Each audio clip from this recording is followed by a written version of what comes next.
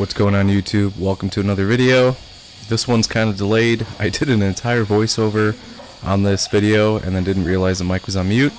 So after reviewing all that, I was like, you know what, I need a moment. So took some time away from editing and on my deload week and just kind of focused on recovering. But we're back here. We're a couple weeks back, so we're going to catch up to where we are eventually. But here's a leg day, workout with some back accessories. Starting off with squats per usual. And this is on the downturn of the program. So we're essentially going from a peak, which didn't, really turn out well for us. And we're working our way back down to recover and then rinse and repeat the same program. That's generally what I do, is I'll work up to try to get as strong as I can, come back down, and then focus a little bit on the muscle building and the recovery technique stuff. So that's kind of the game plan going forward and how I've always trained. You can maintain a peak strength for a short amount of time. I still do believe you should be within, between 15 to 20% of your max strength at all times, though. Obviously life gets in the way. If you got kids, stressful job or whatever, I notice that when I start building all the fatigue and everything, sometimes I'm just not as efficient, and I think a lot of it's just more mental, when you just simply don't feel as strong as you are, but your body can still perform. And a lot of lifting is just straight mental, like when things are going your way, things are moving well, squats are moving well, and when they're not, it's hard to get motivated to be able to drive 100% of the time. So just kind of working up, and that's kind of what I've noticed with training. I build a lot of fatigue with the amount of volume I do, and it's just something you have to accept. So train around however you want. You can always modify your programs. That's why most people hire coaches and stuff. They're working to peak towards a different program. Mine is year-round strength. So I'm not going to be the strongest guy in the world. I'm not going to be at the top of anyone's game or whatever, but I'm going to be the strongest version of myself, and that's mainly the most important thing for me. So we're always just training, trying to make things more efficient. My great nemesis is squat, always working on stuff, trying to really clean stuff up, and I've really cleaned stuff up over the last few years. The goal now is to just figure out, what do I need to do to get strong on this? It's just my body is I'm just not good at squats. No matter what I do, I've tried so many things, it just does not function well. And I think it's just an anatomy thing. I have a really short torso compared to legs, so whenever I try to squat deep, I pitch forward. Coming out of the hole is probably the most difficult part for me. So I'm always trying to improve that. And I try to stay as upright as possible, which my body allows. It's just the pitch forward. It's a balance thing that I've always had. And you can see here, I've got a lot of upper body fat I got to get rid of. So to me, it's always about understanding what I need to do to get better. And as I'm recording this, I still have my allergies, so I'm doing cuts in between. Usually I just do one through, like a singular voiceover, but all the coughing and weird noises are driving me nuts. Another angle of a 380 high bar squat. And you can kind of see, I don't understand my body. You can see the leanness in my forearms and arms, and then I'm just packed like a pig in the center. So I'm just trying to do the best I can. And with squatting, sometimes I will shift depth if I'm not feeling too great, which is usually here. And that's just to preserve myself for going forward. And I don't know what the solution is. One of the most frustrating things is when you simply can't figure out what the issue is. It's like on my deadlifts with the lockout. It's just, I think the solution is just to get leaner all around. It's to become as lean as possible, and that's difficult for me. I carry a high amount of body fat, and I've always done that, so it's a little bit difficult. With sumo deadlifts, though, I tend to find because I can get closer to the bar, it's easier to lock out. It's definitely a shorter range of motion than if you were to do conventional. So I like to do both. Sometimes getting set up is a little bit difficult, especially after you squat, but I find it benefits almost everything that I do. It's almost like a supplement to my conventional deadlift. It really just helps emphasize the glutes and the quads more off the ground, and I really do appreciate that when I'm training. It makes it so much easier to be able to feel those different muscle groups and utilize them in the conventional. And I honestly feel to be able to be well-rounded at most lifts is super important, and I just take whatever I need to be able to do that. So I learned how to do the sumo. It felt really good, and sometimes if perhaps you want to still simulate similar muscle groups and maybe your lower back is taxed or you want to save it for something else, it's cool to be able to have the sumo to be able to do that and to be able to transition to something a little bit different, give yourself some time off. I like progressing everything all at once, and a lot of people don't recommend that, but I enjoy training because I enjoy training. I'm not trying to do it to be like a world champion or anything like that. I don't think I have the Gen X to do that, but to me, it's all about what I want to do. And also, you know, if you do want to coach people and you do want to be able to assist people, you have to know and have the knowledge to be able to do the movements that a lot of people are doing. So for me, it makes me somebody who can help other people with their training if I know what to do. I know a lot of people struggle with sumo. It's either like a hip mobility thing, but there's ways around it. And I feel that most people who squat, you know, ATG and have the mobility, there's really no issue. It's all the people that are cutting depth on squats and barely, you know, legal passing depth. They're sacrificing their mobility for things like that. So I like working in multiple ranges of motion and being able to have the both experience and then the actual ability to be able to pull like that. I think it makes you a much more valuable coach to be able to advise people on that. And pretty usual stuff here, just accessories. I started to really do like a lot more back stuff on the leg day, and usually most people are like, man, that's insane, you're doing legs and back. I just find it fits in better, and if I can run them in the same workout, I can get a good amount of recovery time in between training them. And for me, that works. You know, like every now and then, if there's fatigue or something, I just adjust, lower the weight, change the movement, do some variety in there. And I like I said, I enjoy training. I like doing things that challenge me. So when I first started squatting and deadlifting in the same workout, it was a little bit difficult and the numbers shot down, but now it's like nothing. I feel like I can do, if I needed to do all lifts in one day, I totally could. The recovery would suck after the fact, but it wouldn't be something that would, cause me distress or whatever. I'd be able to do it. And I am doing these little herky-jerky on the cable machine.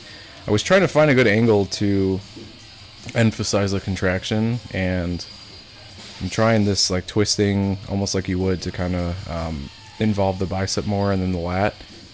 And I don't know, I might go to the other one. There's like a seated one where you're seated on the top end, and then the bench kind of declines down so that you're kind of pulling up a curve, and sometimes that's a little bit better. So, but moving on here to the chest day, still working with the football swish bar.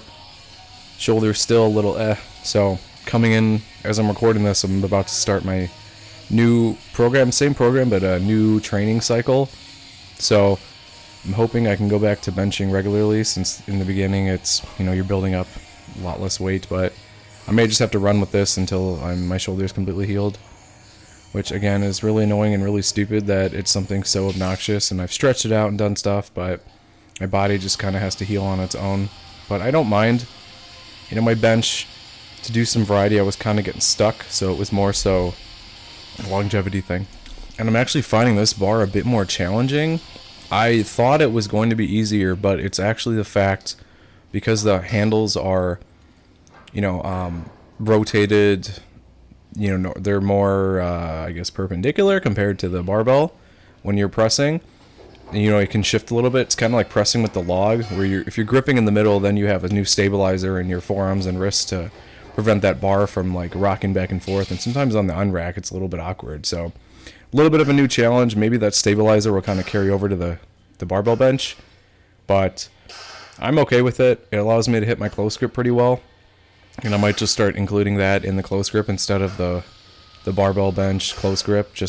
I can just grip it. I don't have to worry about measuring thumb length and making sure I'm close grip, which by definition is just closer grip than your wide grip. So it doesn't have to be right at the grooves where the grooves start on the bench. It doesn't have to be from smooth to the groove. You can go a little more narrow, wider you want. It depends on however your goals are structured. You know what I mean? So I find, you can kind of see here from this angle, when you put the bar in the rack, I tend to tip it a little bit, almost like you would like a log before you're about to clean the log, just so you can kind of leverage the bar into a better position.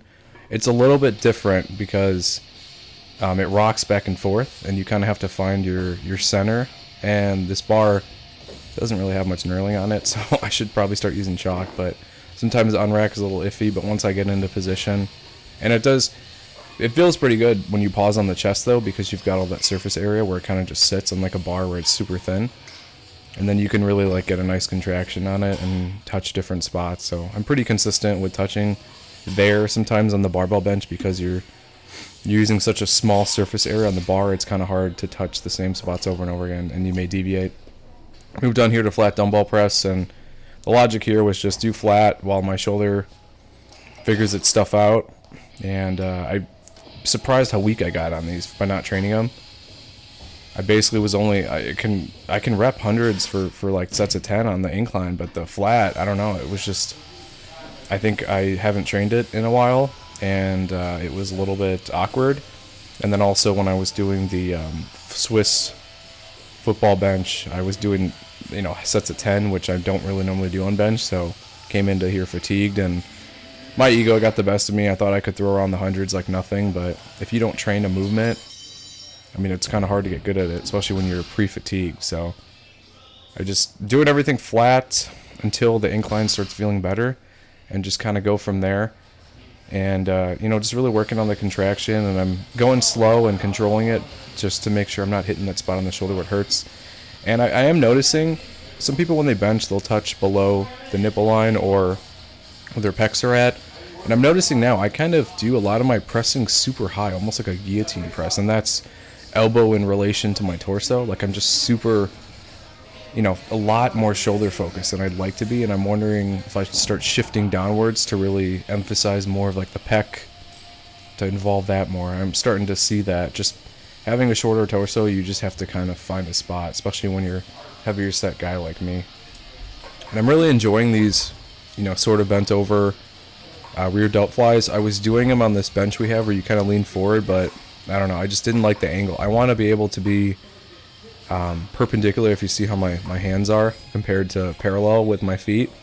And it's hard to do that with dumbbells just because of the bulkiness. They're going to bump into each other. And I find here, you know, you just strip down on that lift, you just kind of strip down the handle and just use the clips, and then you can really stick your thumb in there and get a real nice grip. And if you want to clip that as a innuendo, feel free to. That was a very awkward sentence that just came out of my mouth. But we are transitioning into the strongman day. And what I'm going to do going forward, I think there may be another video where I'm going to combine, you know, kind of like this video with legs, chest, and then strongman. But I'm going to probably just start doing a separate strongman video, because I do want to do more exercises. It's fun to do, and I usually do arms after, but I've become a little bit more efficient in warming up. Like I can get to my top log sets quicker. Usually I go, you know, I'll go the bare log 145, 195, 245, and then once I get to that 245, you know, that's my working sets are within 30 to 40 pounds, so I can really get there quicker and then focus on that. So a little bit of shoulder issue there still, letting that recover. But I want to do more strongman stuff. I want to be more well-rounded. I want to do more stone lifts. I want to be able to do more, you know, farmer's carries, stuff like that. Just more interesting stuff than just typical lifting. And the gym tends to not be busy at this time, so it's easier to record those. Like when I start editing the videos with the farmer's carries, you're going to see how it takes up a lot of space. You know what I mean? It's just not, you kind of have to make sure everyone's not in your way. And then it's a public gym, so you want to make sure that people are able to, you know, do what they need to do. But I do want to share all that stuff, you know, like I'm not claiming to be an expert on anything. I'm just a usual gym goer who enjoys these lifts, and I figured out ways to do them in my own gym. And if people want to come in and train and do stuff like that, or get advice on how to do it at their gym, I'm more than happy to help, because I've done it before. So sometimes everyone's got varying levels of equipment, and you're kind of limited with what you can do. I just enjoy training, and if you enjoy training, you're going to do it consistently for longer, and you're going to see progress that way. So that's the goal here. I usually, like I said before in previous videos, I do the heavy log because I enjoy doing it with cleans, and then I'm working on the press slowly but surely. I'm getting better with the push press. I want to push press, you know, a lot. I want to be able to do 250 plus, and I just have to train and find the stability. When I'm in this rack position with the log, honestly, it feels any press, that bar just wants to shift forward, so I'm trying to learn to control it, and I'm trying to learn to be better stabilized. And the more dynamic a lift I do, the less stable and confidence I have, just because there's a lot of factors that I'm trying to coordinate together. A lot of the lifts I've been doing for years are just automatic at this point, like bench, squat, deadlift, stuff like that. The log, I haven't been doing nearly as long, but I do enjoy pressing, and I feel like I have a really strong base. But the problem is just the way my body's built. I'm trying to like work around and built like a potato, long legs, long arms, and short, tubby torso. So provides a nice landing space for the log when I'm pressing. But overall, I'm just kind of looking to become more efficient at that, and it just takes reps. You know, some people are going to take to it pretty easily. They're going to learn things quickly. I'm not one of those people. I don't know if it's like an overthinking thing. I don't know if it's just I have a learning deficiency in that type of department, but I take a little bit longer sometimes to learn things. But once I like find an interest in them, I try to do my best to become as efficient as possible, and then I get really good at them. So I just need the numbers to come up, and then, you know, I'll be happy with where I'm at, and then just slowly adding things. And I feel I'd rather have to work for my things and you know, become like an authority to speak, you know, in a kind of crude way with the lift, than just to be genetically gifted at everything I do and not understand the things that I'm doing and how I'm doing it. You know, I like to think about the lift, and I like to make little modifications, you know, not some crazy stuff about minute little changes like millimeters in foot stance or stuff like that, but just overall, you know, on a macro scale, to be able to communicate, you know, exactly what I'm saying, and then share that with others. But that's the video. Going forward, we're going to make some changes. I might do some more editing stuff, but thanks for watching. See you in the next one. Bye-bye. Thanks for watching the latest video. If you want to help support the channel, I actually own my own wet shaving and grooming e-commerce website where everything's handmade by me. It's www.apexsoaps.com, and you can get a 10% off code using wet shaver. We've got some cool scents here. We've got some Coca-Cola scents, a horchata scent, traditional barbershop, just some really cool stuff. And you can purchase samples or you can buy the whole set. If you have any questions, feel free to reach out via email. Be quick to respond. Thanks for watching.